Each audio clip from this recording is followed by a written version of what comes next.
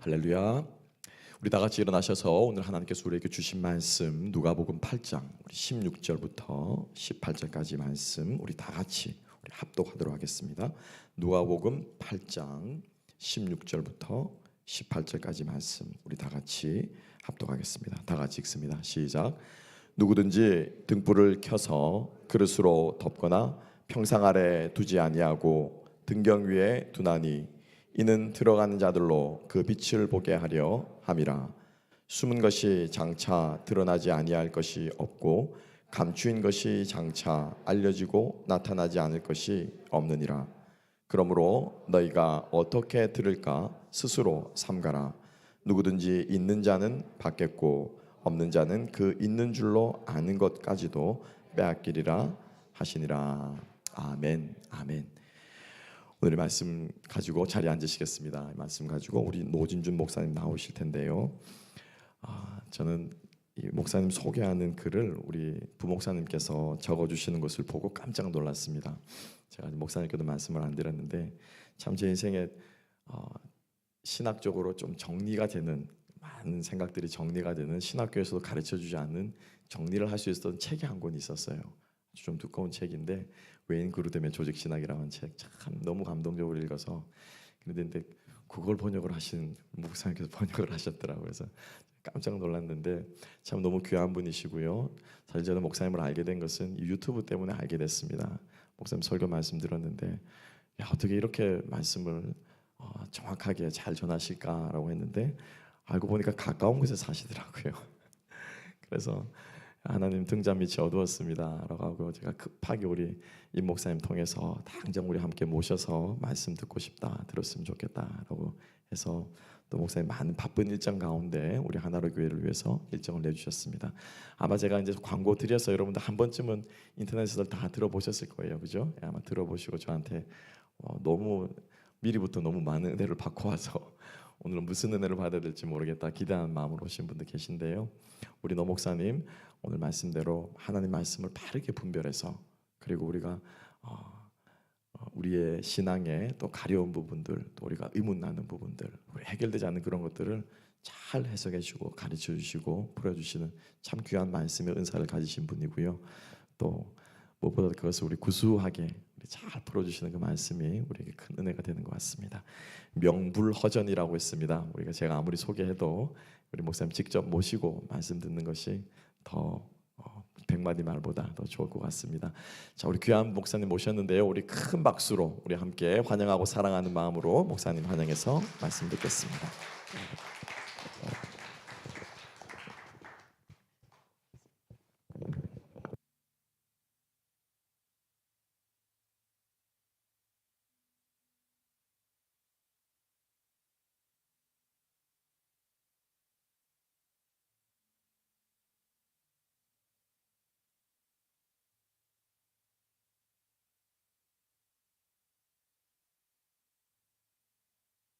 사랑하는 나의 아버지 하나님, 이곳에서 또 오늘 하루도 버겁고 힘들게 하루를 지내고 또 그 미국 외국 생활 가운데 여러 가지로 많은 외로움과 또 불편함들이 있지만 주님의 은혜 가운데 살아가는 하나님의 사람들, 오늘도 말씀과 함께 만나기를 원합니다. 주님 앞에 부족한 제가 간절히 기도하는 것은 이제 제가 준비한 설교를 시작하려고 하는데 이 설교가 곧 하나님의 말씀은 아닐진데 제가 준비하여 전하는 설교를 통하여서 전하는 저와 그리고 듣는 우리 모든 회중이 하나님의 음성을 말씀을 들을 수 있게 하여 주시고 설교를 통해서 주님께서 우리들에게 가르쳐 주시고 알려주시는 것이 있다면 저희로 하여금 또 살아낼 수 있는 용기도 허락하여 주시옵소서. 감사하며 우리의 생명이 되시는 예수 그리스도 이름으로 기도하옵나이다. 아멘. 여러분은 기독교가 가난한 자와 약자의 편이라고 생각하십니까? 아니면 부자들과 강자의 편이라고 생각하십니까? 하나님께서 사랑하는 사람들에게 복을 주시고 하나님을 잘 믿는 사람들은 다 부자가 되고 형통하게 하신다라고 전제할 때는 마치 기독교는 강자의 편인 것처럼 보여집니다. 그래서 약하거나 어렵게 사는 사람들은 하나님의 사랑을 받지 못했거나 혹은 죄가 있어서 그래서 그 어렵고 버거운 인생을 산다고 생각을 하죠. 아마도 기독교는 원래 그런 것이 아닌데, 그런데도 기독교가 강자와 또 이 부자들의 편에 있다고 생각을 하는 어떤 분들은 그래서 기독교는 약자의 편에 있어야 된다는 입장에서 해방신학을 말하거나 여성신학을 말하거나, 그리고 어떻게든지 교회는 약자와 함께 해야 되고 하나님은 약자를 특별히 사랑하신다라고 말하기도 합니다. 하나님은 약자들을 특별히 사랑하신다고 말하는 신학자들이 좋아하는 책이 누가복음일 겁니다. 왜냐하면 누가복음에서는 특별히 여성들, 그리고 가난한 사람들, 약한 사람들에 관한 이야기를 많이 하고 있기 때문에 그렇습니다. 저는 사실은 이 누가복음에서 말하려고 하는 그 의도는 단순히 하나님은 약자의 편이라는 의도는 물론 아니었다고 생각하지만, 교회가 그동안에 어쩌면 잘못된 가치관에 의해서 하나님의 복을 통해서 이 땅에서 얼마나 형통하고 성공하고 잘 될 것인가, 그래서 교회들은 어떻게든지 교회가 성장하고 부흥하면 그것이 곧 하나님의 은혜를 받은 것이고 하나님의 사랑을 받은 것이라고 생각하는 이 프레임을 벗어나지 못했기 때문에 어쩌면 이런 이야기들이 나오고 있지 않을까 생각은 합니다만은, 제가 생각하는 누가복음은 그냥 단순히 약자의 복음이 아닙니다. 누가복음은 생명의 복음인데, 이 생명의 복음이 어떻게 가난과 부 그리고 이 약함과 강함의 논리를 어떻게 극복할 수 있는가에 관한 이야기를 하고 있다고 볼 수 있죠. 대표적인 예가 아마도 누가복음 16장에 나오는 부자와 나사로의 비유가 아닐까 하는 생각을 합니다. 거기에 보면 사실은 주님께서 말씀하신 이 조합 자체가 그 당시 사람들에겐 충격이었습니다. 왜냐하면 하나님이 사랑하는 사람이 가난할 수 없어요. 그리고 하나님이 사랑하지 않는 사람이 부자일 수 없는 그러한 그 조합을 그들은 가지고 있었다면, 주님께서 말씀하신 비유 가운데 한 부자가 있었는데 무지무지한 부자예요. 그냥 누가복음에는 애석하게도 우리가 우리에게 와닿지 않죠. 고운 베옷을 입고 자색 옷을 입고 날마다 호화로이 연락했다. 이 말이 저희들에게는 잘 안 와닿잖아요. 근데 우리식으로 표현을 하자면 알렉산더 아모스 양복을 입고 보르도 샤토 라피테 레드 와인에 곁들여서 고베산 소고기를 매일 호의호식하는 그 모습이죠. 이것도 안 와닿으시나? 알렉산더 아모스 양복은 사실은 굉장히 비싼 양복인데요.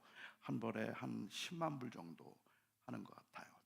이 보석이 들어가서 그렇고 근데 굉장히 좋은 양복이긴 한데 어떤 건지 잘 모르실 것 같아서 제가 입고 왔으니까 나중에 한번 잠깐 만져보시면 될 것 같습니다. 굉장히 화로운 삶을 살았던 사람인데 그가 죽어서 지옥에 갔어요. 그리고 나사로라고 하는 사람은 우리말로 다시 표현할 필요가 없을 만큼이나 가난해서 병이 들어 있었고 자기의 몸도 가눌 수 없었고 개들이 와서 헌대를 핥았다라고 이야기를 하는 걸 보면 어떤 학자들이 말하는 것처럼 중증 장애인이라 자기가 거동조차 하기 힘들었던 사람일지도 모릅니다.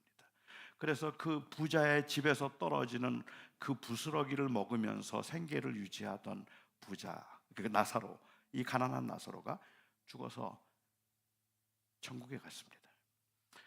부자는 죽어서 지옥에 갔고, 그리고 나사로는 죽어서 천국에 갔습니다. 사실 저와 여러분은 그렇게 부자도 아니고 그렇게 나사로도 그렇게 가난하지도 않기 때문에 이 비유가 잘 와닿지 않아요. 그나마 이 비유가 우리의 관심을 끄는 건 구원이에요. 부자는 왜 지옥에 갔을까? 그리고 가난한 사람은 왜 천국에 갔을까? 가난해서 천국에 갔다고 말해도 되나? 아니면 부자는 선행을 하지 않았기 때문에 자기 집 앞에서 굶어 죽는 사람이 있는데도 불구하고 먹을 걸 주지 않았기 때문에 지옥에 갔다고 말해도 되나? 그래서 어떤 사람들은 이야기하기를 그건 아닐 것 같고, 아마도 나사로라는 하나님의 도우심이라는 엘리에셀이라고 하는 이 히브리 말을 헬라식으로 표기한 게 나사로니까 그는 하나님의 도우심을 구하던 믿는 사람이었고, 그리고 부자는 믿는 사람이 아니어서 그래서 그가 안 믿어서 지옥에 갔다라고 말하기도 합니다. 하지만 그것도 공평하지는 않아요. 왜냐하면 부자가 지옥에 있으면서 아브라함에게 요청하는 그 장면을 보면 아브라함을 아버지라고 불러요. 아버지 아브라함이요 라고 이야기를 하는 걸 보면 그는 언약의 자손이에요. 그렇게 언약의 자손이었던 그가 단순히 나사로라는 이름 하나만을 가지고 그는 믿어서 천국에 갔고 부자는 안 믿어서 지옥에 갔다고 말하기도 어려워요. 그러니까 솔직히 저는 그 비유를 보면서 주님께서는 어떻게 하면 천국에 가고 어떻게 하면 지옥에 가는가 하는 이야기를 하고 있는 것이 아니라 누가복음 전체 문맥에서 한번 생각을 해보자면 그 영생의 가치에 관해서 말하고 있다고 보는 게 더 맞다는 거죠. 주님께서 이렇게 말씀하시는 겁니다. 자, 여기에 굉장한 부자가 있었어. 세상에서 부러울 게 없이 잘 살았지. 그런데 let's just suppose 그냥 그런데 만일 그가 죽어서 지옥에 갔다고 가정해 보자예요. 왜 지옥에 갔는가는 중요하지 않아요. 지옥에 갔다고 가정해 보자. 그리고 여기에 무지무지하게 가난한 사람이 있어서 그런데 그가 죽어서 천국에 갔다고 가정해 보자.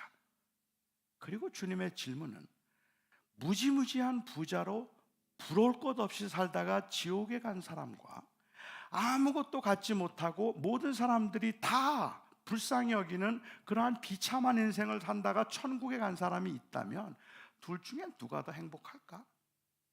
그 질문을 하신 거죠. 이 질문을 하셨는데 어떤 한 주일학교 선생님이 아이들에게 이렇게 질문했다 그래요. 자, 여러분은 이 죽어서 부자였지만 죽어서 지옥에 간 사람과 가난했지만 죽어서 천국에 간 사람 중에 누가 되고 싶으세요? 그러자 한 아이가 손을 들고 대답을 합니다. 살아선 부자, 죽어선 나사로요. 대답을 했어요. 우리 모두의 대답이에요. 살아서는 부자로 살고 예수 믿는다는 구원의 확신을 가지고 있어서 죽어선 구원 천국 가면 되는 거죠. 그런데 사실은 그 대답은 주님께서 말씀하시려고 했던 의도에 반하는 거예요. 주님은 오히려 그 이전에 바리새인들을 가리켜 말하기를 너희는 재물과 하나님을 겸하여 섬길 수 없다고 말씀하셨거든요. 내가 가진 것을 가지고 친구를 사귀어야지. 오히려 빛의 아들들이 이 땅에서는 어둠의 아들들보다 더 지혜롭지 못하다고 책망을 하셨거든요. 그 대답은 정확한 대답이 아닌데 우리는 그렇게 살고 있는 거죠.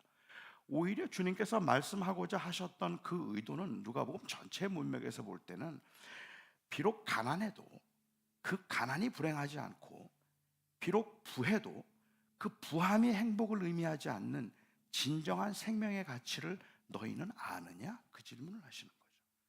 아무것도 가진 건 없는데도 불구하고 나 괜찮다고 말할 수 있는 그 생명의 가치, 모든 걸 다 가졌는데도 불구하고 한없이 불안하고 이거 아닌데 라고 생각하게 만들 수밖에 없는 그 엄연한 생명, 이 가치를 너희가 아느냐라는 이 질문을 주님께서 하고 계시는 것이라서 누가복음은 약자를 위한 복음이 아니라 진정한 의미에서의 생명이 무엇인가를 말하고 있고, 그 생명이 무엇인가를 아는 사람들은 이 땅에 사는 동안에 약해서 무시하거나 강해서 자기가 교만해지는 일이 생기지 않는 걸 의미하는 것 뿐이라고 볼 수 있을 것 같습니다. 사실은 이 영생의 가치를 가지고 이 땅에 살아가는 그 긴장이라는 것이 만만치가 않은 것이라서 주님께서 말씀하실 때 너희는 세상의 빛이라라고 그렇게 말씀을 하셨는데, 이 세상의 빛이라는 이 말도 어쩌면 우리에게는 굉장한 긴장을 유발하는 그러한 말임에도 불구하고 현대 교회가 가지고 있는 심각한 문제는 세상의 빛이라는 말에서 자꾸만 그 긴장을 완화시키려고 하는 거예요.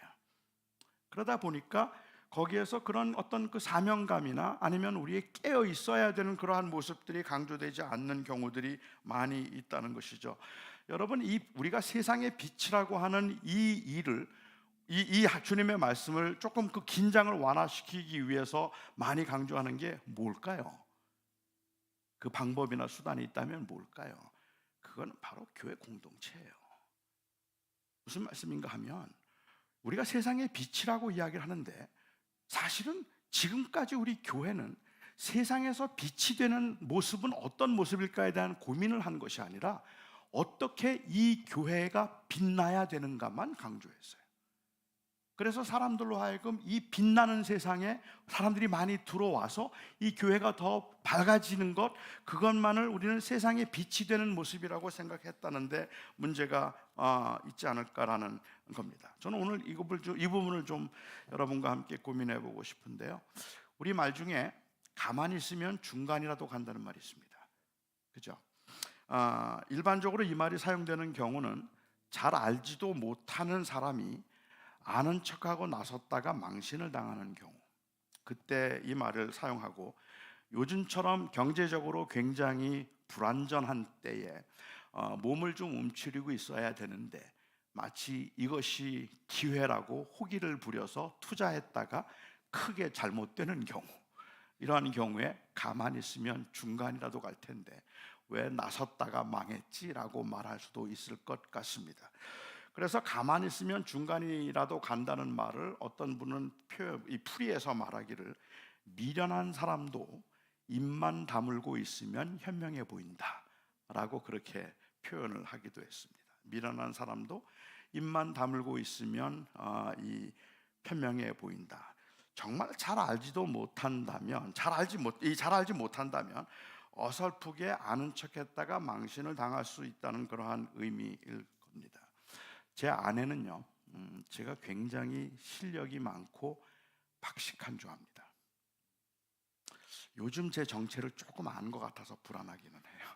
왜냐하면 저는 거의 모든 시간을 교회에서 보냈기 때문에 제 아내가 보기에는 저는 항상 공부를 하는 사람이라고 생각을 했고 늘 책을 읽는 사람이라고 생각을 해서 제가 굉장히 박식하고 아는 게 많다고 생각을 했었는데, 제가 은퇴하고 난 다음에 요즘에 같이 있으면서 자꾸 말을 섞다 보니까 이게 자꾸 실력이 드러나는 것 같아서 요즘 조금 겁이 나기는 합니다. 사실은 그렇지 않기 때문에, 제가 박식하지 않기 때문에 제 아내를 실망시키지 않기 위해서 저는 말을 많이 아끼는 편이기는 했어요. 입을 열면 무식이 나타나니까. 아주 오래전이었는데요, 제 아내와 제가 혹시 여러분도 그 프로그램을 보셨는지 모르겠는데 도전 골든벨이라는 그 프로그램이 있습니다. 퀴즈 프로그램인데요, 그 도전 골든벨이라는 그 퀴즈 프로그램에서 고등학생들이 일반 상식 문제를 푸는 그 프로인데 그걸 제 아내하고 같이 보고 있었어요. 그런데 처음에 나왔던 문제가 장티푸스와 콜레라 등을 옮기는 곤충은 무엇입니까? 하는 질문이었습니다. 그 답을 안다고 생각했을 때 저는 입을 다물었어야 합니다. 그런데 저는 그 답을 맞춰서 제가 상식이 풍부한 남편이라는 것을 제 아내에게 보여주고 싶은 마음도 있었고요. 아니, 그것보다 어쩌면 본능상 답을 아는데 말을 안 하긴 좀 쉽지 않더라고요. 그래서 그만 저도 모르게 파리라고 말하고 말았습니다. 그 답이 맞았을까요? 틀렸을까요? 맞았죠. 정답이었어요. 파리라는 답이 맞았습니다. 근데 그 다음부터가 문제예요.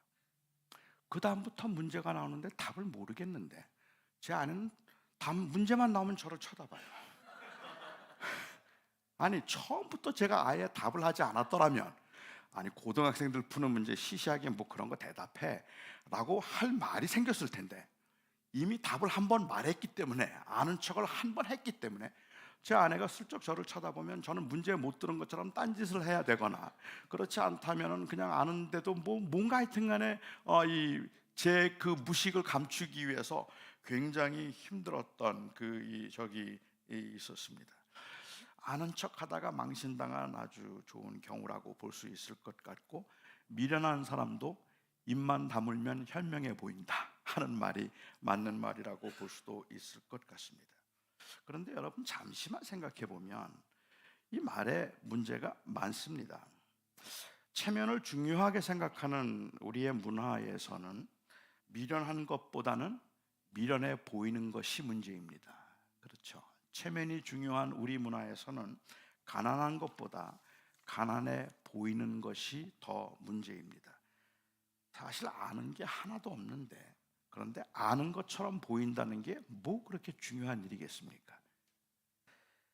가만히 있으면 중간이라도 간다는 이 말은 아는 것이 없다는 사실보다도 아는 것처럼 보이지 않는다는 사실을 어쩌면 더 중요하게 여기는 그런 문화적인 현상이라고 볼 수도 있을 것 같아요. 너무 아는 척하고 나서는 사람들이 못마땅해서 뭐 제대로 알지도 못하면서 엄청 잘난 척하네 뭐 이런 뜻이라면 저는 충분히 이해를 할 수 있겠는데, 그런데 가만히 있으면 중간이라도 간다는 말 속에 담겨 있는 우리의 문화적 배경에서 생각해 볼 때는 이건 굉장히 위험하다는 거죠. 저는 고등학생들이 푸는 문제조차도 답을 몰라서 망신을 당했지만 그것이 제게는 좋은 경고가 되기도 했습니다. 무식해 보이지 않는 것으로 만족할 수는 없지 않겠습니까? 요즘처럼 책을 읽고 난 후에도 기억에 남는 게 없어서 속상할 때 상식을 키운다고 머리에 남지는 않겠지만, 무식해 보이지 말아야 되겠다는 생각보다는 무식하지 말아야 되겠다는 생각이 더 맞는 말이 아니냐는 거예요. 그러니까 더 배우려고 해야지, 배움이 없이 그냥 배우지 않음을 감추려고 하는 것, 그것만을 가지고 우리는 만족할 수 없다고 보는 거죠. 저는 오늘 비유를 그 관점에서 보고 싶었어요. 주님께서 말씀하셨던 이 세상의 등불이라고 말씀하시는 이 비유가 방관자들의 입장 혹은 그 제자들이 가질 수 있는 지극히 소극적이 되는 것을 경고하셨다는 관점에서 저는 좀 생각해 보고 싶었다는 말입니다. 주님은 말씀하시기를 누구든지 등불을 켜서 그릇으로 덮거나 아니면 평상 아래에 두지 않는다. 우리말로 한다면 침대 아래에 두지 않고 항상 등경 위에 두어서 들어오는 사람들이 그 빛을 볼 수 있도록 하고 세상을 밝히 비춰주도록 하기 위한 것, 그것이 바로 사람들이 등불을 켜는 이유다라고 이야기를 하고 있습니다. 등불을 켜서 그릇으로 덮어두는 사람들, 등불을 켜서 침대 밑에 두는 사람들, 그것은 미련한 자입니다. 사람들은 일반적으로 그렇게 할 수 없는 것, 어리석다고 사람들은 말을 할 겁니다. 도대체 어떤 사람이, 그 당시에는 호롱불일 텐데 어떤 사람들이 호롱불을 켜서 그것을 침대 밑에 두거나 아니면 그 불을 켜고 난 다음에 그것을 그릇으로 덮어두겠느냐는 말입니다. 그 빛의 혜택을 다른 사람들이 볼 수 없도록 말입니다. 어떤 사람들이 그것을 그 그릇으로 덮어둔다면 그것을 미련하다고 말하지 않겠습니까?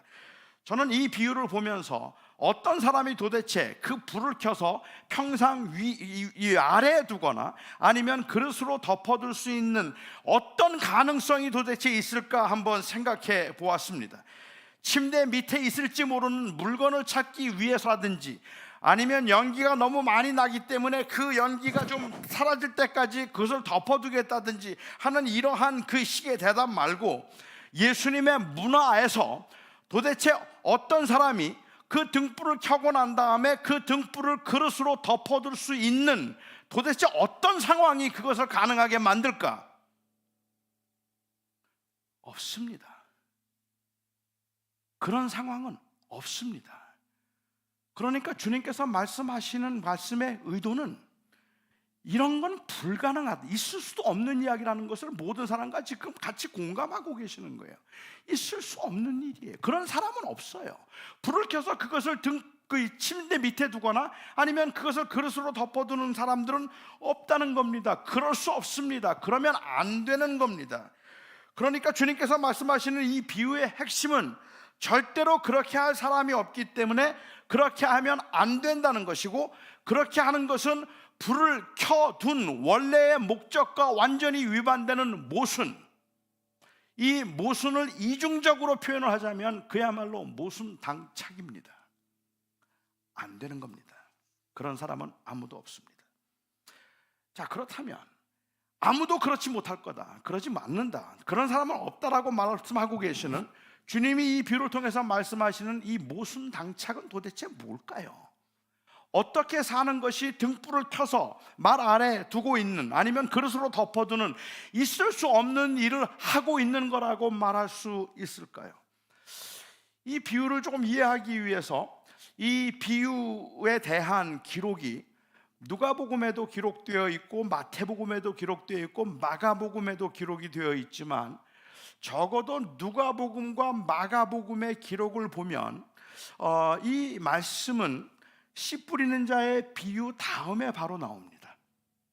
마태복음에서는 씨 뿌리는 자의 비유 다음에 나오지는 않지만 누가복음과 마가복음에서는 씨 뿌리는 자의 비유를 말씀하시고 난 다음에 이 말씀을 하시는 거죠.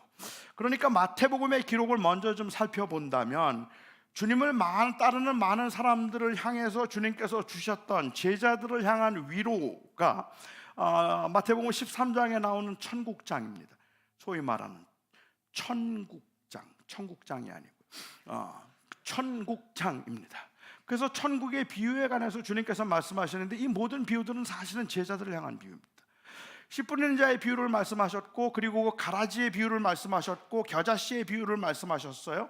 천국은 마치 겨자씨와 같아서 처음에는 작지만 나중에는 크게 될 것이다. 천국은 마치 가라지와 알곡이 섞여 있는 것 같아서 주님께서 오실 때까지는 가라지와 알곡을 그대로 남겨두실 것이다. 천국은 마치 그물과 같은 사람들이라서, 그물과 같아서 많은 사람들이 모이겠지만 결국 나중에는 그것을 걸러내는 일들이 있을 것이다. 그러면서 천국에서 말씀이, 천국은 마치 씨 뿌리는 자의 비유와 같아서 그 씨를 뿌릴 때 어떤 씨는 돌짝밭에 떨어지고, 어떤 씨는 가시밭에, 어떤 씨는 길가에 떨어지고, 어떤 씨는 옥토에 떨어질 것이라고 말씀을 하셨습니다. 그런데 이 비유를 보면서 꽤 많은 사람들은 생각하기를, 주님께서 그러니까 우리에게 어떻게 옥토가 되어야 하는가에 관한 말씀이라고 생각을 하는 거예요. 어떻게 우리가 옥토가 되는가? 제가 아마 여러분들에게 여러분들의 밭은 어떤 밭입니까? 묻는다면, 옥토 손들어 보세요. 자신 없을걸요? 그렇죠. 아마 꽤 많은 분들이 길가는 아니라고 생각하지만, 그렇지만 돌과 가시가 좀 섞여 있는 그런 밭이라고 생각하지 않을까 싶어요. 주님은 이 마태복음에 있는 비유를 보면, 적어도 마태복음 비유에서는 어떻게 하면 우리가 옥토가 될까를 이야기하고 있는 게 아닙니다. 옥토가 되라는 이야기를 하고 있는 게 아니에요. 어떻게 세상의 재리를 물리치고, 그리고 또한 그 환난과 시험이 오더라도 담대할 수 있어서 옥토가 되라는 이야기를 하고 있는 것이 아니라, 오히려 제자들을 향해서 경고하시면서 내가 복음을 전할 때에 그 복음에 모든 사람들이 똑같이 반응하지 않을 거다는 거예요. 어떤 사람은 거기에 반대할 거다, 듣지도 않을 거야. 어떤 사람들은 듣는 것 같다가 돌아서기도 할 거야. 어떤 사람들은 믿는다고 했는데 조금만 핍박이 오면 금방 그만둘지도 몰라.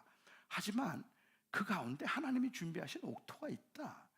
그러니까 가라지와 알곡이 섞여 있더라도 우리는 그 가라지 때문에 낙심하지 말고 농사를 추수 때까지 기다려야 되는 것처럼, 그물에 고기가 많이 잡혀도 결국은 거기서 걸러내야 되는 일들이 있어야 되는 것처럼, 지금은 아무것도 아닌 것 같지만 하나님께서 하나님의 일을 하신다고 우리가 믿고 있다면, 너희는 비록 내가 전하는 복음과 하나님의 복음에 합당한 삶을 살아가는데 반응이 별로 없다고 하더라도, 사람들이 핍박을 하더라도 낙심하지 말라.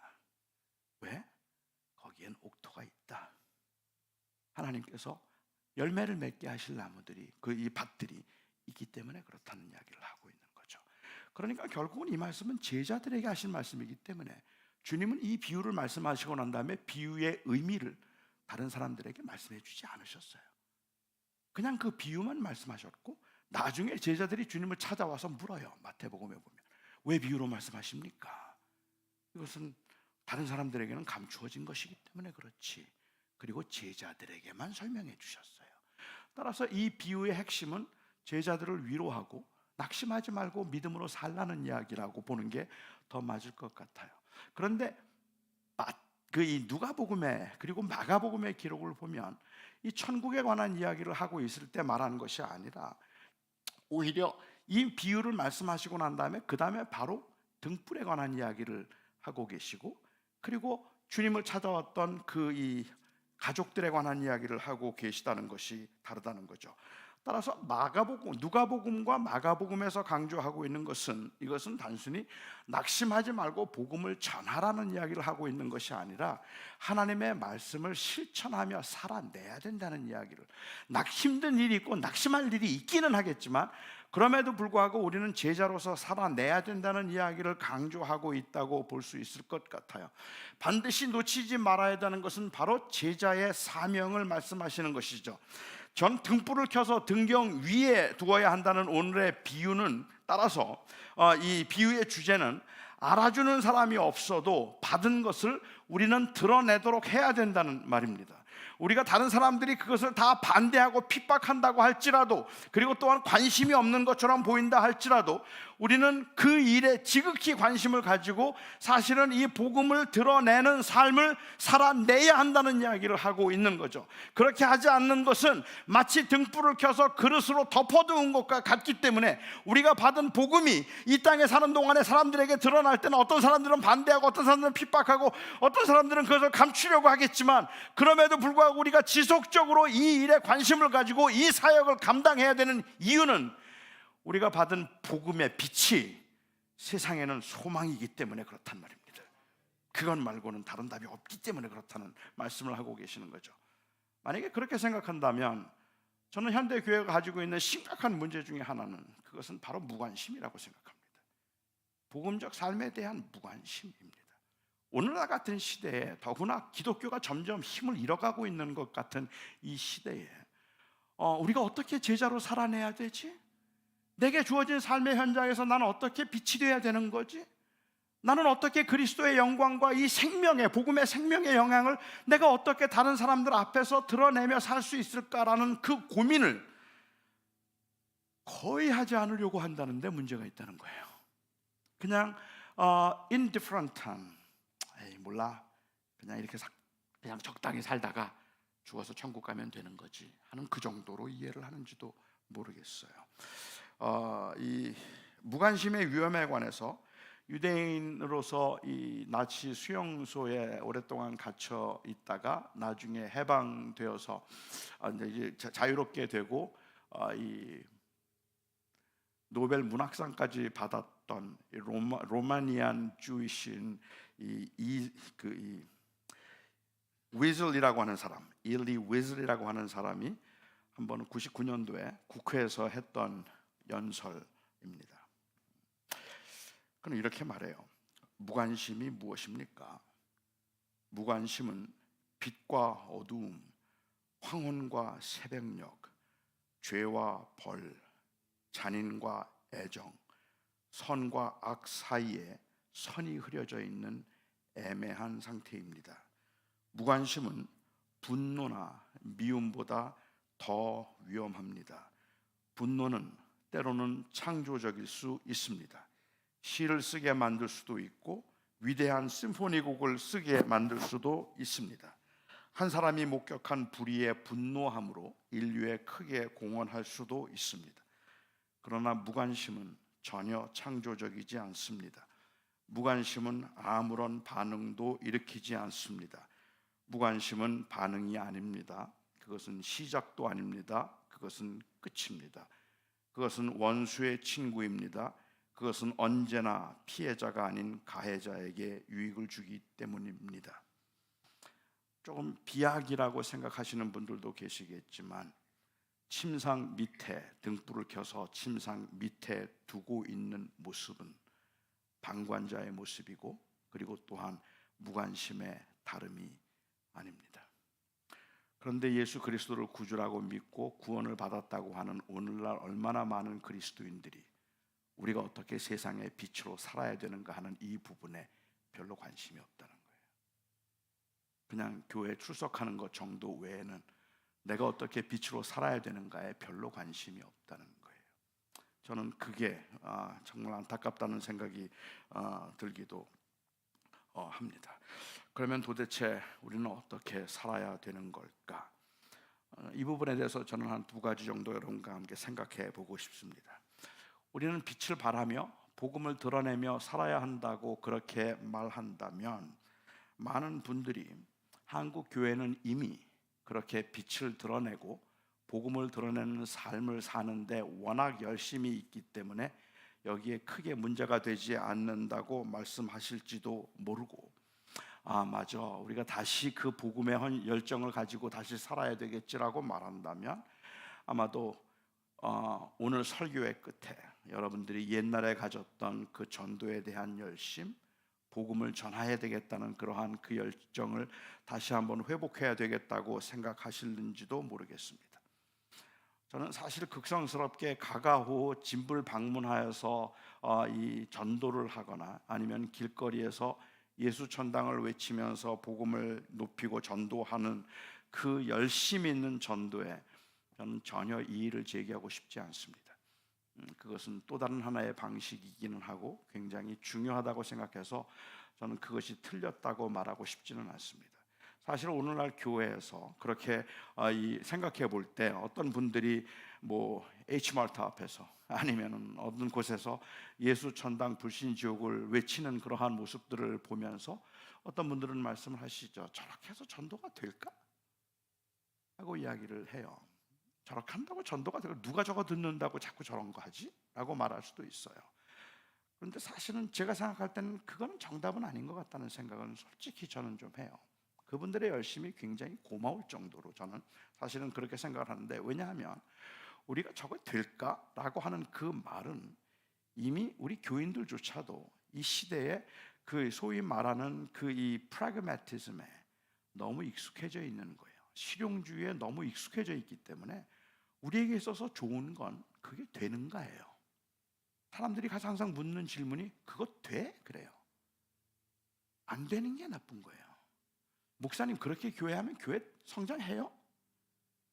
안 할걸요? 근데 그거 왜 해요? 목사님 새벽마다 그렇게 기도한다고 하나님이 기도 들어주세요? 잘 안 들어주세요. 아시잖아요. 저도 목사로 들어주신다고 말하고 싶어요. 근데 제 인생을, 제 삶을 돌아보면 참 안 들어주세요. 안 들어주세요 잘. 그런데 그거 해도 뭐하라 해요? 중보기도하면 하나님이 들어주시나요? 우리가 만약에 이 프라그매틱한 그 입장에서 생각해 볼 때 그게 되느냐는 질문을 한다면 사실 저희는 안 되는 게 너무 많아요. 그런데 믿는 그리스도인들에게 중요한 질문은 이게 되느냐는 질문이 아니라 이게 옳으냐는 질문이에요. 그러니까 안 돼도 옳은 건 해요. 하나님이 기뻐하시는 거면 우리는 해요. 안 돼도. 왜냐하면 그게 하나님이 원하시는 거니까. 그렇잖아요. 노방전도 그렇게 해서 되겠어? 몰라요. 하지만 중요한 건 그 안에 열정이 있어서 복음을 전해야 되겠다고 생각하고 그 복음을 전하고 있는 것이라면 저는 소중하게 생각하겠다는 말이에요. 그건 나쁘지 않은 거겠죠. 물론 거기에서 잘못된 메시지가 전달되는 것에 대해서는 문제가 있지만 말입니다.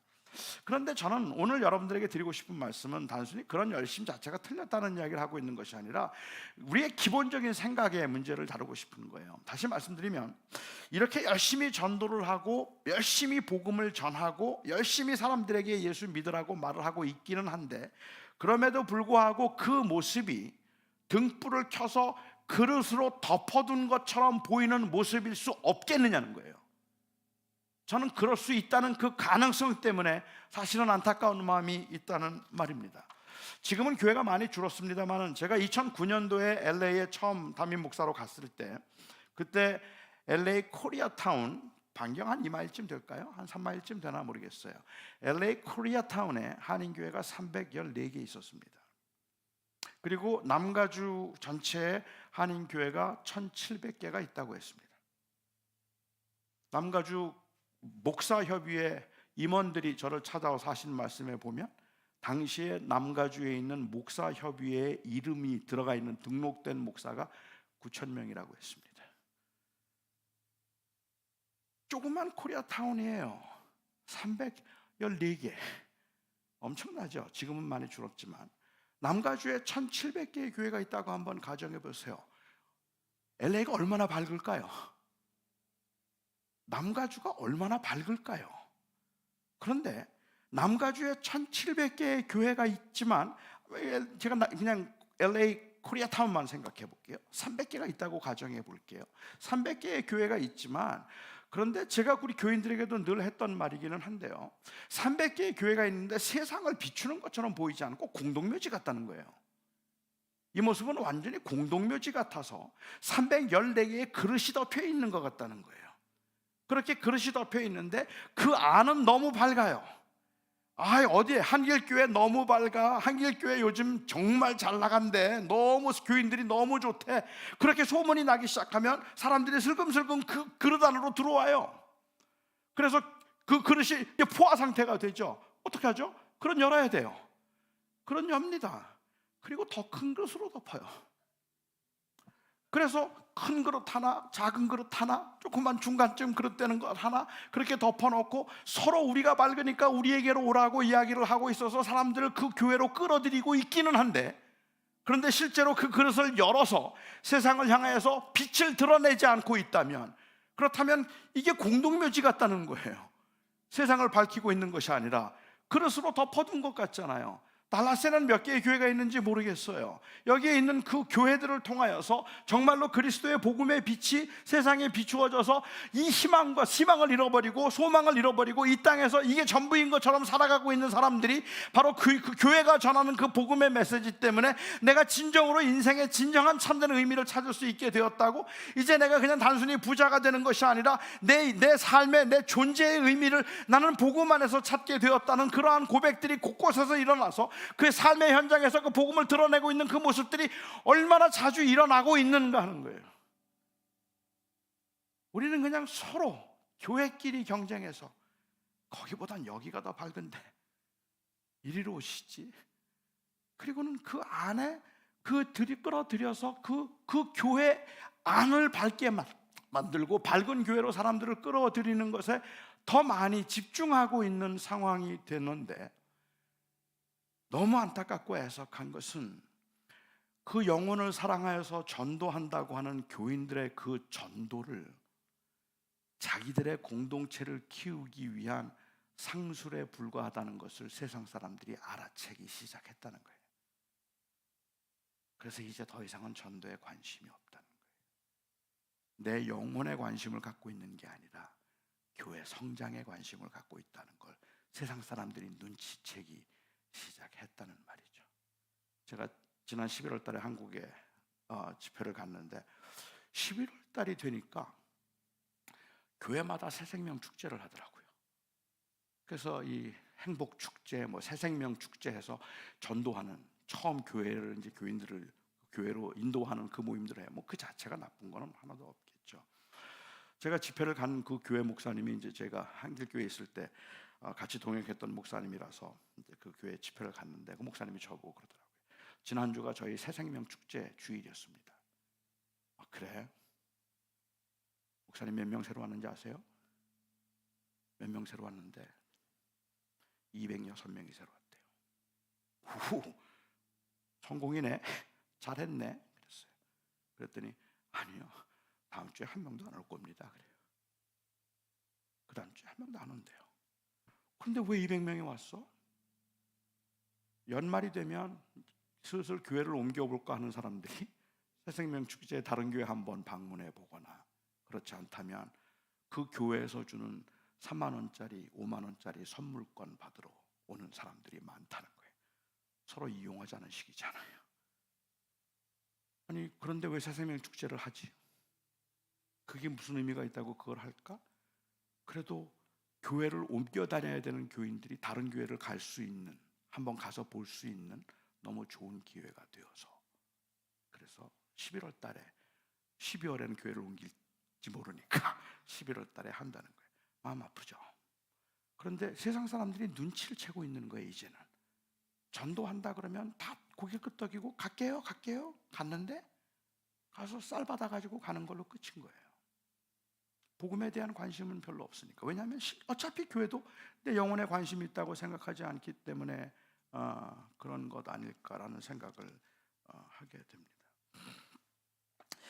마태복음에서는 이 구절을 조금 더 상세하게 기록을 하고 있어서, 너희는 세상의 빛이라서 산 위에 있는 동네가 숨기지 못할 것이고, 그리고 사람이 등불을 켜서 그릇 아래 두지 아니하고 등경 위에 두나니 모든 사람들에게 비친다. 이와 같이 사람들이 너희의 착한 행실을 보고 하나님께 영광을 돌리게 하라 라고 조금 더 구체적으로 이 부분을 설명하고 있습니다. 이태석 신부님 때문에 수단 톤스가 밝아졌고 손양원 목사님 때문에 애양온이 밝아졌습니다. 그렇게 엄청나게 큰 사건은 아니더라도 애리조나에서 만났던 한 알코올 중독자 남편이 예수님을 만난 후에 그 가정이 변했고 아이들에게 새 소망이 주어졌고 가정의 어둠을 몰고 다니던 오래전 친구가 주님을 영접하고 난 다음에 친구들에게 희망을 주었습니다. 세상 사람들이 다 한 사람은 이 사람은 실패하고 이 사람은 성공한 것이라고 말할 때 교회가 세상에 보일 수 있는 복음의 능력은 도대체 뭘까? 어떻게 우리는 교회가 세상과 다르다는 것을 말해줄 수 있을까? LA에서 목회하면서 제가 가졌던 가장 큰 고민이었습니다. 물론 저는 잘했다고 생각되지는 않고 실패했다고 생각은 하는데 무엇을 도대체 우리는 보여주어야 될까? 예수 그리스도의 생명을 우리가 이 땅에서 드러내고 증거할 수 있는 그 방법이 있다면 도대체 뭘까? 어떤 것들일까?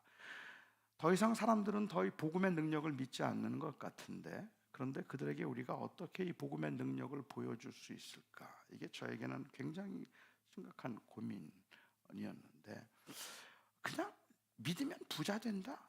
이런 논리는 아니잖아요. 내가 믿고 완전히 달라졌다는 것을. 그런데 우리는 그냥 믿고 천국 가게 되었다는 이야기만 하는데 그게 너무 피상적이기도 하고 손에 잡히지 않는 이야기들이니까 뭐가 도대체 내가 그렇게 정말 천국을 이제는 소망하면서 하는구나 하는 것을 나를 보고 사람들은 어떻게 무엇을 보고 알 수 있을까 하는 것이 저의 이제 고민이었죠.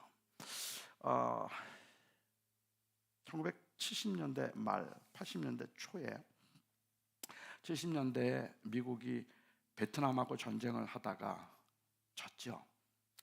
물론 미국은 졌다는 표현을 굉장히 싫어합니다만은 그렇게 참패를 당하고 난 다음에 이 미국 사람들 안에 생겼던 그 흐름 중에 하나가 일종의 아메리칸 히로이즘이 생겼습니다. 영웅주의가.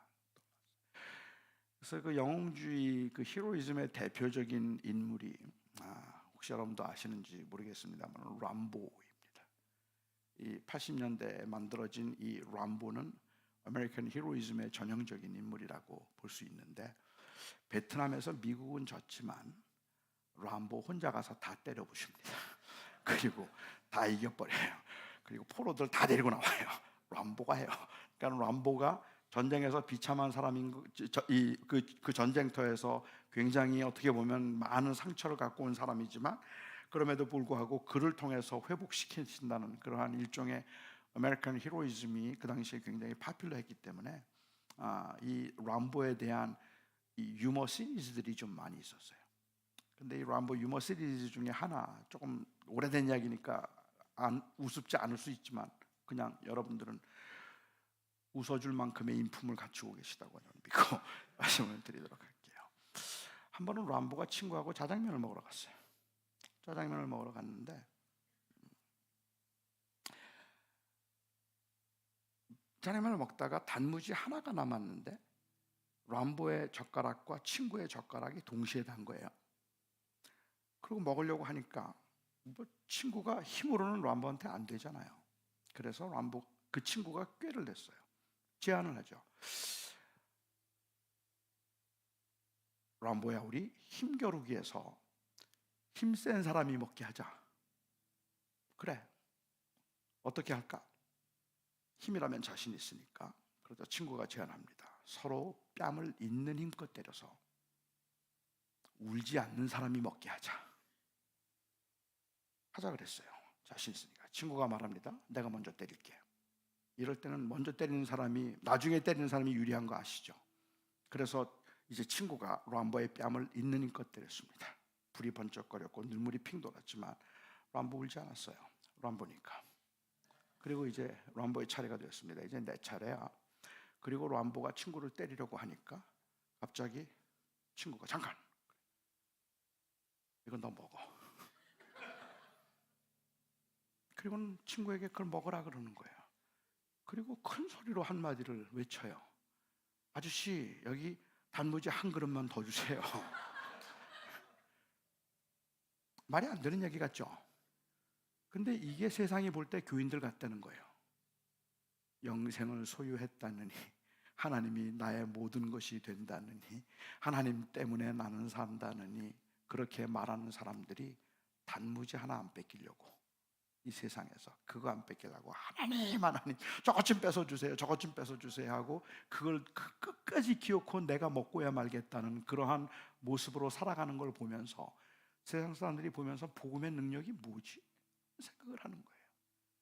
그것 정도는 너 먹어도 돼, 난 괜찮아 라고 말하고 하나님 앞에 우리의 도움을 구할 수 있을 만한데, 우리는 오히려 그런 모습보다는 세상과 치열하게 경쟁하면서 내가 어떻게 세상에서 더 인정받을까를 생각하고 있는 것처럼 보여지는 것들이, 이것이 저는 어쩌면 우리가 복음을 드러내지 못하고 있는 모습, 단순히 전도를 안 해서가 아니라 삶의 현장에서 그리스도인들은 치열하게 어떻게 세상에 빛이 되어야 되는가, 돈이 없으면 망한다고 생각하고 치열한 경쟁을 가지고 살아가는 그 사회에서 조금만 뒤처져도 무시를 당하거나 아니면 그 사람이 가지고 있는 소유와 신분에 의해서 한 사람의 가치가 결정되는 이러한 세상을 우리가 살아가고 있으면서, 우리는 거기에 생명을 두고 있거나 거기에 가치를 두는 사람들이 아니라 예수 그리스도를 통해서 우리에게 주어진 진정한 자유와 삶의 의미가 우리에게는 있습니다 하는 것을 무엇을 통해서 보여주겠느냐는 말입니다.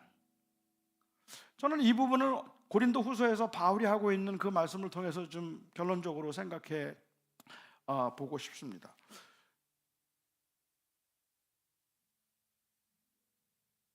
언제까지 하는 거죠 이거? 네? 괜찮습니까? 아직 괜찮으신가요? 네, 조금 힘들다 싶으신 분이 이렇게 슬쩍 한번 손을 들어주시면 제가 바로 멈추도록 그렇게 할게요. 고린도 후서 6장에서 사도 바울이 한 말 가운데 우리가 많은 생각을 하게 만드는 말씀이, 너희는 믿지 않는 자들과 함께 멍에를 매지 말라라는 말씀입니다.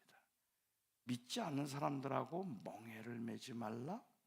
이 말씀의 도대체 의미가 무엇일까? 이 말을 어떤 사람들은 생각하기를, 당시 고린도 교회도 바울의 이 말을 오해해서 믿지 않는 사람과 멍에를 매지 말라고 했으니까 믿지 않는 사람들하고 교제하지 말라는 말로 이해를 했습니다. 믿지 않는 사람들하고는 같이 교제하지도 말고 사귀지도 말고 믿는 사람들끼리만 사귀어라, 그러한 의미로 이해를 했던 사람들이 있었죠. 그래서 고린도 전서에서 바울은 그렇게 오해한 사람들에게 해명을 한 적이 있는데, 고린도서 5장 9절에 보면 이런 말씀이 있습니다. 내가 너희에게 쓴 편지에 음행하는 자들을 사귀지 말라 하였거니와, 이 말은 세상에 있는 음행하는 자들이나 탐하는 자들이나 속여 빼앗는 자들이나 우상 숭배하는 자들과 도무지 사귀지 말라고 하는 것이 아니니, 만일 그럴 거면 세상 밖으로 나가서 살아야 할 것이다 했어요. 세상에 있는 우상 숭배하는 사람들, 탐심 가진 사람들, 악한 사람들과 사귀지 말라는 이야기를 한 것이 아니라, 고린도 전서에서 바울이 말했던 것은 교회 안에 이렇게 음란하고 문란하고 악하게 사는 자가 있다면 교회에서는 그들을 엄하게 치리하고 다스려서 교회의 순결을 지켜라, 그 말을 했던 거였어. 그러니까 나가서 다른 사람들하고, 안 믿는 사람들하고 사귀지 말라는 뜻이 아니었다라고 이야기를 했죠. 그렇다면 멍에를 믿지 않는 자들과 매지 말라는 말의 의미는 당연히 이것은 믿지 않는 사람들을 교제하지 말라는 이야기가 아닙니다. 특히 이민사회 안에서는 제가 목회를 하면서 경험한 것처럼 다들 그러세요. 전도를 할래도 전도할 사람이 없대요. 너무 믿는 사람들만 있어서 교회 안 다니는 사람이 없다고 그렇게 이야기를 해요. 그 말이 일편 맞는 것 같긴 한데, 사실은 우리의 교제권이 너무 믿는 사람들하고만 되어 있기 때문에 전도하려면 전도할 사람이 없어요. 그만큼 우리는 거리를 많이 두고 있는 거죠. 안 믿는 사람이 왜 없겠습니까? 안 믿는 사람들은 안 믿는 사람끼리만 모여요. 제가 한번 전혀 교회를 한 번도 다녀본 적이 없는 분인데 저한테 장례식을 집례를 부탁한 적이 있습니다. 저는 믿지 않는 분들의 장례를 즐겨합니다. 좋아합니다. 왜냐하면 제가 생각하는 장례 예배는 죽은 자를 위한 기도가 아니기 때문이에요. 산 자들을 위한 기도라면 저는 안 믿는 사람의 장례식을 내가 할 수 있다면 영광이라고 생각해요. 복음을 전할 수 있는 기회니까, 살아있는 사람들에게 다시 말할 수 있는. 그래서 저는 뭐 그거는 기쁨만 하는데, 갔는데 한 500명쯤 온 것 같아요. 제가 동부에 있을 때 한 명도 모르겠어요. 제가 동부에서 33년을 살았는데, 그런데 한 명도 모르겠어요. 제가 깜짝 놀랐어요. 와, 이게 믿는 사람하고 안 믿는 사람하고 사는 곳이 다르구나, 이런 생각을 했었거든요. 믿지 않는 사람과 멍에를 맞지 말라는 이야기, 이 말은 사실은 안 믿는 사람들을 교제하지 말라는 의미는 아닙니다. 그래서 어떤 분들은 생각하기를 여기에 믿지 않는 자와 멍에를 매지 말라는 이야기는 안 믿는 사람하고는 결혼하지 말라는 말로, 그 텍스트로 사용을 하기도 합니다. 믿는 사람들은 믿는 사람하고만 결혼하고 안 믿는 사람하고 결혼하지 말라라고 그렇게 이야기하는 거죠. 그래서 믿는 사람들이 믿지 않는 사람과 결혼을 하는 것은 불신자와 멍에를 함께 매는 것이라고 그렇게 말하기도 합니다만은, 하지만 이미 말씀드렸던 것처럼 이 비유의 이 말씀의 비유가 너무 강력해서 아무리 믿는 사람들끼리 하는 이야기라고 하더라도 교회 다니지 않는 건전한 청년 그리고 건전한 자매들을 어둠이라고 말하고 불법이라고 말하고 벨리알이라고 말하는 건 합당하지 보이지 않는 거죠. 그러니까 안 믿는 사람들이니까 저들은 다 불법이야, 에이 저 더러운 인간들이야, 그렇게 말하는 거는 합당하지 않아 보이잖아요. 그것뿐만 아니라 요즘에 믿는 사람은 믿는 사람과 결혼을 해야 된다고 이야기를 하고 있는데, 그런데 제가 이제 이 부분에 대해서 조금 회의를 갖게 만드는 것이 있다면 무엇인가 하면, 저는 믿는 사람이 믿는 사람하고 결혼하는 게 마땅하다고 생각을 하기는 하지만, 오늘날 추세에서 믿는 사람이 믿는 사람과 결혼을 해야 된다고 이야기를 할 때 그 믿음이라고 하는 그 기준이 거의 많은 경우에 세례예요. 그 한 사람의 인생관을 얘기하는 게 아니라 세례만 보는 것 같은 거예요. 그러니까 그 사람 세례 받았으면 되는 거예요. 자기는 하나님을 사랑하는 사람하고 결혼하기를 원했대요. 저한테도 늘 그렇게 얘기했던 자매가 있었어요. 자기는 하나님 사랑하는 사람과 행복한 믿음의 가정을 이루고 싶대요. 그런데 한 형제를 만났는데 너무 멋있는 친구예요. 너무 괜찮아요. 직장도 튼튼하고 그리고 아주 인품이 좋아요. 그러니까 이 자매가 고민이 됐나 봐요. 저를 찾아와가지고, 목사님 그 믿음 잘 모르겠는데요, 그런데 정말 감사해요. 뭐가 유아세례 받았대요. 그러면 마음의 위로가 되는 거예요. 그러니까 이제 믿는 사람과 결혼해도 나는 죄 짓는 게 아니라는 생각이죠. 저는 오히려 피상적인 교인들이 점점 많아지고 있는 요즘과 같은 세상에는 아직 세례를 받지 못했지만 구도적인 입장을 취하는 사람이 차라리 세례를 받고도 그냥 형식적으로 교회만 그냥 대충 다니면서 그게 구원받는, 천국 가는 입장권 받은 것 정도로 여기는 사람보다 훨씬 더 진실할 거라고는 생각을 하는 거죠. 그런 의미에서라고 생각하면 믿지 않은 자들과 멍에를 매지 말라는 말씀을 단순히 그냥 세례 받은 사람들이 아니면 결혼하지 말라는 이야기라고 보는 건 너무 무리가 있다는 거예요. 또 본문은 그 의도도 아니고. 세 번째로 이제 어떤 분들은 생각하기를 믿지 않는 자들과 멍에를 매지 말라고 했다는 말씀을 제사에 대한 프루프 텍스트로 사용해요.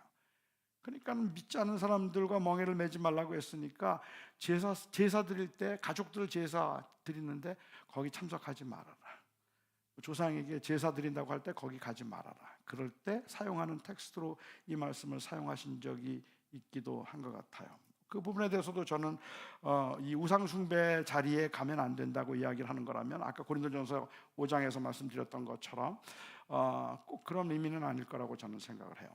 저는 제사의 자리에 갈 수 있으면 가는 거고, 또 그곳에 가서도 그리스도인으로서의 빛을 잘 드러낼 수 있으면 좋겠다. 제사를 한다든지 그건 하지 않는다 하더라도 저는 얼마든지 가능하겠다는 생각을 하는데, 이 말씀은 전체적으로 그 말씀을 하는 건 아니라는 거예요.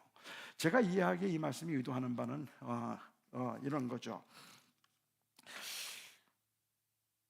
마태복음 이제 고린도후서 5장에서 4장에서 시작해서 사도 바울이 그 당시 고린도 교회를 향해서 말하는 것 중에 문제는 뭐냐면, 어떤 교인들이 바울은 사도적 권위가 없다고 말하는 거예요. 그리고 비록 바울이 고린도 교회를 세웠지만 그렇지만 바울에게서는 정통성이 없다고 말하는 거예요. 정통성이 없다고 말하는 이유가 그 당시에 복음이 아닌 율법을 강조하는 사람들이기는 해도 이 예루살렘에서부터 사도들로부터 추천서를 받아가지고 그 교회에 들어온 사람들이 있었어요. 그러니까 사도들의 추천서를 받아서 가지고 들어온 사람들이 베드로가 보냈어. 이거 추천서 봐봐.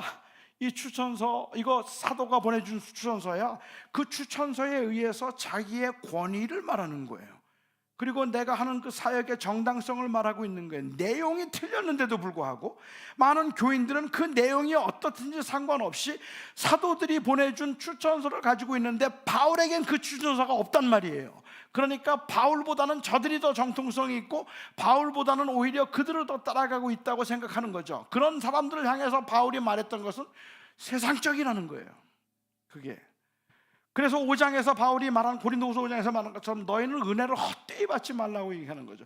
여기서 은혜를 헛되이 받지 말라고 하는 것은 진정으로 복음의 내용이 아니라 그냥 외형적이고 형식적인 그와 같은 이 추천서에 의해서 한 사람의 가치가 결정되는 일은 없어야 된다는 이야기를 하고 있는 거죠. 세상 사람들은 그렇게 말해요. 세상 사람들은 너 학위가 뭐 있느냐를 물어보고, 내가 뭘 할 줄 아느냐를 물어보고, 내가 무엇을 가졌는가를 물어보고, 그것에 의해서 그 사람의 가치가 결정되고 그 사람의 행위가 결정되는 거예요. 그 사람이 얼마나 복음적이고 얼마나 하나님 앞에 신실한 종인가 하는 게 중요하지 않아요. 아무리 이 신실하게 하나님 앞에 말씀을 가지고 말씀을 붙들고 말씀만 전하는 사람이라 할지라도 우리 교회의 체면상 그래도 박사학위는 있어야 되는 거예요. 그래야 우리 체면이 서는 거예요. 고린도 교인들이 그렇게 생각한 거란 말입니다. 그래서 그 세상적인 추천에 의해서 내가 어떤 사역의 권위를 부여하려고 하는 그들에게 바울이 했던 말은 너희는 세상 사람들과 멍에를 함께 매지 말아라. 이 말의 의미는 세상의 가치 기준대로 그렇게 사람을 평가하지 말라는 말인 거예요. 복음으로 사람을 평가해야지. 아니면 그 사람의 신실함과 그 사람이 가지고 있는 그 진실성을 가지고 봐야지. 그 사람이 어느 학교 졸업했고, 그 사람이 무슨 학위를 가지고 있고, 그 사람이 돈이 얼마가 있고, 그 사람이 교회를 얼마나 다녔고, 그 사람이 몇 년 동안 뭘 했고, 이러한 외적인 것들에 의해서 한 사람의 가치가 결정되고 하는 것은 세상적이라는 이야기를 하고 있는 거죠. 만약에 그렇게 본다면 너희는 세상과 멍해를 함께 하지 말라. 그리고 또한 주님께서 이것에 맞추어서 주님께서 하셨던 너희는 세상의 빛이라. 등불을 켜서 말 아래 두지 아니하고, 이 그릇을 덮지 아니하고 항상 그것을 사람들에게 비치게 한다고 얘기한다면, 우리가 세상에서 보여주어야 되는 가장 확실한 것이 있다면 저는 그 변화된 가치관이라고 생각하는 거예요. 예수를 믿기 때문에 변화된 거예요. 그전에는, 예수 믿기 전에는요, 내가 학벌이 부족해서 나는 실패한 인생인 줄 알았어요. 예수를 믿기 전에는요, 내가 좋은 대학을 나왔기 때문에 난 그래도 괜찮은 사람이라고 생각했었어요. 다른 사람들과 차별화되어야 된다고 생각했었어요. 그런데 예수 그리스도를 믿고 난 다음에, 그 영원한 생명을 얻고 난 다음에 이제는 한 사람의 가치가 그렇게 결정되지가 않아요.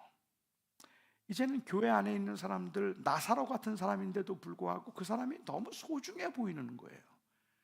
이제는 부자 같은 사람이라고 할지라도 그 사람 앞에서 그렇게 주눅들지 않는 거예요. 세상이 그럴 수밖에 없는 세상을 살아가고 있기는 하지만 적어도 이 교회 공동체에서라도 우리가 이 모습을 보이면서 살아야 되는데, 그런데 우리가 이 부분에 너무 무관심하고 있다는 거예요. 세상이 다 그런 거니까, 돈 많은 사람들이 인정받는 세상이고 힘 있는 사람들이 인정받는 세상이니까 하나님 앞에 매달리고 부르짖고 기도해서 힘 있는 사람 되고 부자 되면, 그러면 그걸 성공이라고 생각을 하고 그렇지 않은 사람들을 소중히 여기지 않는 그러한 경우들이 너무도 많다는 거예요. 그런데도 불구하고 우리는 가만히 있으면 중간이라도 간다는 그 말이 오늘날 교회에 너무 딱 맞는 말처럼 그렇게 들리고 있다는 게, 이게 저는 문제라는 말입니다. 교회가 착한 일을 하지 않는데, 교회가 선을 행하지 않는데, 교회가 정말로 제자로서의 삶을 보여주지 않고 있는데, 우리 교회는 목사님 세습만 안 하고, 그리고 교회가 사람들에게 구설수 오를 만큼 그렇게 문제만 없으면 괜찮은 교회예요. 괜찮은 교회예요. 저는 괜찮은 목사예요. 왜? 그냥 주님의 복음을 위해서 헌신적으로 그리스도를 드러내며 살았기 때문에, 아니면 내가 어떻게 내 삶 속에서 그리스도의 빛을 드러내고 있을까가 아니라, 그런 것 때문에 그런 것이 아니라, 요즘에 목사들 하도 문제가 많은데 그래도 목사님이 신문에 안 났으니까 좋은 목사님이죠 뭐. 그 정도면 괜찮죠. 이렇게 생각하는 것 같다는 말입니다. 우리는 나쁜 사람이 되지 말자는 말과 착한 사람이 되자는 말 사이의 간극을 우리는 사실은 자꾸만 이 긴장을 완화시킴으로 방치시키고 있는 거예요. 우리에게 주어진 사명은 세상을 어둡게 하지 말라는 이야기가 아니라 세상의 빛이 되라는 거예요. 그렇다면 이거는 사명으로 여겨야 될 일이 아니겠는가. 저는 어릴 적에 항상 착하다는 말을 들으면서 자랐어요. 특별히 저희 외할머님이 저를 보고 항상 말씀하시고, 사람들에게도 그래서 우리 손주는 참 착해요. 우리 손주는 착해요. 동네 분들을 만나셔도 제 자랑을 하면서 우리 손주는 참 착해요. 제가 얼마나 착한 손주였는지 한번 들어보시겠습니까? 저희 할머님께서 다리가 아프다고 다리를 주물러 달라고 제게 부탁을 하십니다. 저는 부탁하시기 전에 다리를 주물러 드린 적이 한 번도 없습니다. 할머님이 부탁을 하셔도 저는 들은 척도 하지 않습니다. 진준아, 착하지? 할머니 다리 좀 주물러 줄래? 내가 다리가 너무 아파서 그런데 5분만 좀 주물러 줄래? 절대로 하지 않습니다. 그게 얼마나 귀찮은 일인지 저는 잘 알거든요. 한 5분쯤 부탁을 하십니다. 다리 좀 주물러줘. 들은 척도 아니고 저는 제 일을 합니다. 한 5번쯤 넘어가면 할머님의 목소리가 심상치 않습니다. 이것은 부탁이 명령으로 넘어가는 순간입니다. 이 순간을 잘 캐치해야 돼요. 그렇지 않으면 맞는 거예요. 그런데 벌써 이 음성이 이제는 부탁에서 명령으로 넘어가고 있다고 느껴지는 바로 그 순간, 눈치 빠른 저는 지금 안 하면 맞습니다. 심통이 나서 마지못해서 그냥 투덜투덜거리면서 다리를 주무르고, 그러면 우리 할머니는 우리 손주 참 착해 말씀하십니다. 동생들과 함께 가지고 놀라고 주신 장난감 제가 혼자 독차지해서 동생들이 할머니께 불평을 하고 마침내 할머니가 동생들과 사이좋게 놀라고 하실 때에도 저는 착하다는 회유가 못된 놈이라는 야단으로 바뀌기 전까지 장난감을 동생에게 주지 않다가 이놈이 하면 바로 내 동생이로 쳐버리죠. 저는 이렇게 착했습니다. 무거운 짐을 지고 가는 노인을 보고 도와드리려고 달려가지 않아도 착하다고 하고, 술을 마시고 아이들을 때리고 부인을 때려도 심성은 착한데 술이 문제라고 합니다. 저는 뭐가 착하다는 건지 정말 모르겠다는 말입니다. 뭐가 좋다는 말인지. 무거운 짐을 지고 가는 노인의 발을 걸어 넘어뜨리지 않은 것이 착하다는 것인지, 부인과 아이를 때리기는 하지만 돈을 그래도 벌어와서 착하다는 것인지, 착하다는 행실이 하나도 없는데도 못된 짓만 하지 않으면 착하다고 말합니다. 교회가 그렇습니다. 도대체가 착한 일이라고는 한 게 없는데, 희생도 섬김도 사랑의 실천도 아무것도 없는데, 싸우지만 않아도 그 주변을 시끄럽게만 하지 않고 조용히만 있어도 괜찮은 교회라고 말합니다. 교인들도 마찬가지입니다. 제자로서의 사명과 헌신이 전혀 나타나지 않아도, 문제를 일으키지 않고 그냥 교회만 나오면 착한 교인입니다.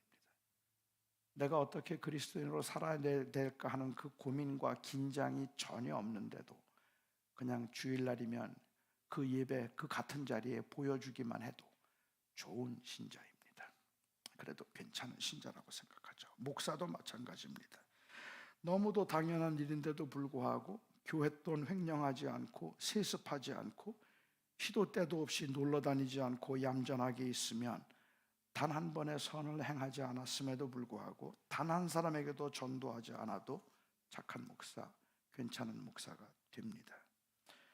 주님은 이 비유를 이렇게 끝맺으시죠. 그러므로 너희가 어떻게 들을까 스스로 삼가라. 누구든지 있는 자는 받겠고 없는 자는 그 있는 줄로 아는 것까지도 빼앗기리라. 착한 행실, 복음의 선한 영향력 없이 괜찮다고 생각한다면 있다고 생각하는 것도 사라지리라 말씀하시는 겁니다.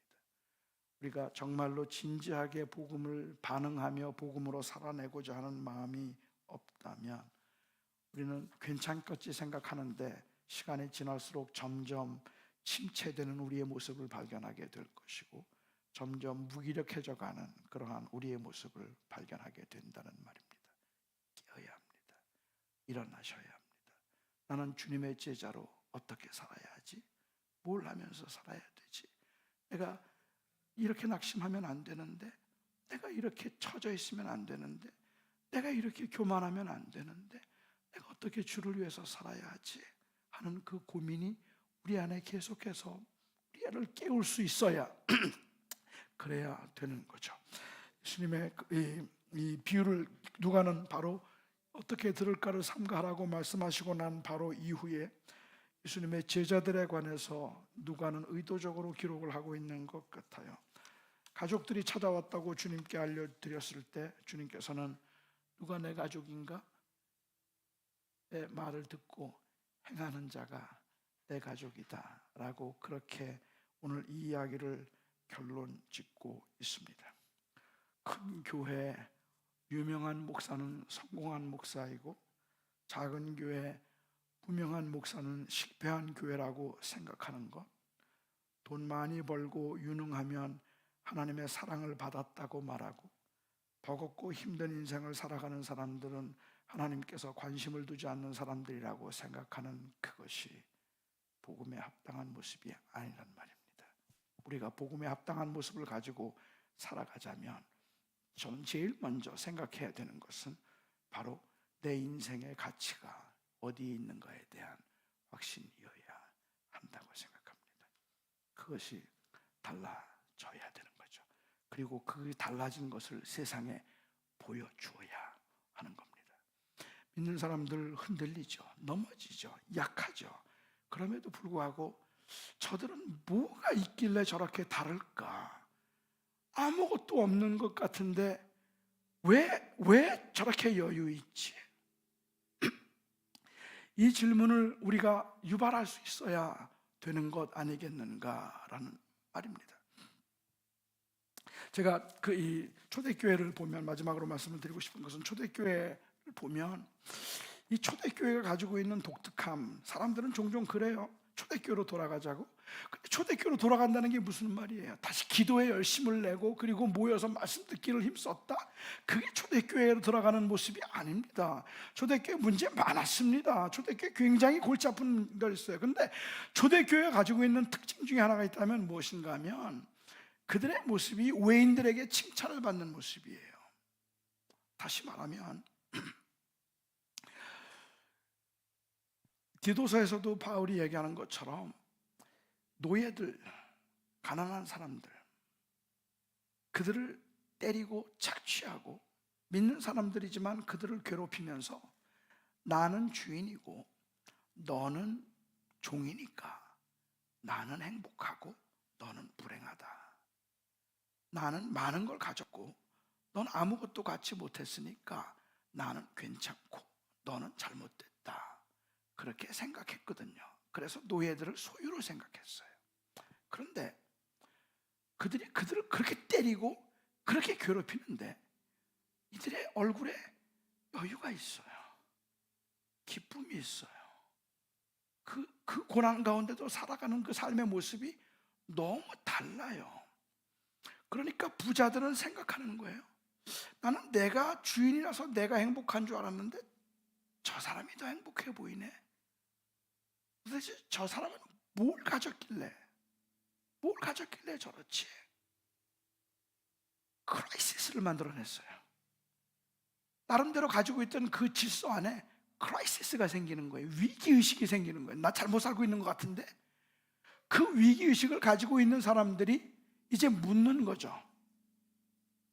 그 베드로전서 3장에서 얘기한 것처럼 위기의식을 가지고 있는 사람들이 와서 묻는 거예요. 넌 뭐가 그렇게 좋으냐? 넌 뭐가 행복해? 네게 와서 너는 예수를 주로 삼아 거룩하게 하고 너에게 소망의 이유를 묻는 자들에게 대답할 것을 항상 예비하되 온유와 두려움으로 하라. 그게 전도였어요. 그러니까 사람들이 찾아와서 묻는 거예요. 당신 뭐가 이렇게 좋아? 주님을 만났거든요. 아무것도 없잖아. 근데 행복해? 주님의 나라가 있으니까요. 그게 전도였어요. 근데 오늘날 교회의 모습은 애석하게도 아무도 궁금해하지 않아요. 우리의 모습을. 너무 똑같기 때문에 그래요. 그냥 다 똑같으니까 궁금한 게 하나도 없는 거예요. 그런데 우리는 자꾸만 전도하러 가는 거죠. 그리고 전도를 하면 그 사람들이 하나도 궁금하지 않은 거죠. 다시 말하면 오늘날 교회는 위기의식을 일으키지 않고 있는 거예요. 이 시대에. 저는 세상의 빛이라고 말하면 바로 그 긴장은 이런 위기감을 일으키는 거라고 저는 생각합니다. 다시 말씀드립니다. 저는 여러분들에게 거창한 인생을 살라고 말씀드리는 거 아닙니다. 그러니까 이 교회가 거창해서 LA를 뒤집어봐라, 달라스를 한번 바꿔봐라, 이런 말씀 드리는 거 아닙니다. 그냥 여러분들에게 주어진 그 삶의 현장에서 내게 주신 그 복음의 은혜 때문에 그러면 나는 어떻게 살아야 되지? 하는 이 고민을 절대로 놓치지 말라고 말씀드리고 싶은 겁니다. 그거 안 해도 괜찮은 교인이 되는 게 아닙니다. 그게 있어야 되는 겁니다. 그 고민을 가지고 이제 나는 어떻게 살아야 할까? 그 복음에 이 의지해서 저희들이 그렇게 살아감으로 너희는 세상의 빛이라 하신 주님의 말씀을 결코 우리가 허투루 듣기보다 마음속 깊이 말씀을 듣고 우리에게 주신 사명이라고 생각할 수 있기를 바랍니다. 우리 같이 기도할게. 시간에 우리 함께 기도하는 시간을 좀 같이 갖고 싶어요. 여러분들의 이 기도 이 문화는 어떤지 제가 잘 모르겠지만 그냥 오늘 이 시간은 묵상보다는 조금 여러분들의 소리를 내서 여러분들은 여러분들의 목소리를 들을 수 있을 만큼 기도할 수 있기를 바랍니다. 우리는 세상의 빛이라고 말씀하시지만 솔직히 우리에게는 자신이 없습니다. 그래서 정말 그 복음의 은혜가 아니면 안 되는 겁니다. 그런데 저희는요, 넘어질 걸 알기 때문에 포기할 수 있는 사람들이 아닙니다. 넘어질 걸 알면서도 그 길을 가야 하는 사람들입니다. 그 은혜 때문에 저는 이 시간에 하나님 앞에 기도할 때 내가 할 수 있을까를 묻기보다 하나님, 제가 제자로 살고 싶습니다. 세상의 빛으로 살기를 원합니다. 한번 하나님 앞에 진실하게 기도하며 우리가 주님 앞에 나아갈 수 있기를 바랍니다. 우리 같이 목소리로 기도하겠습니다.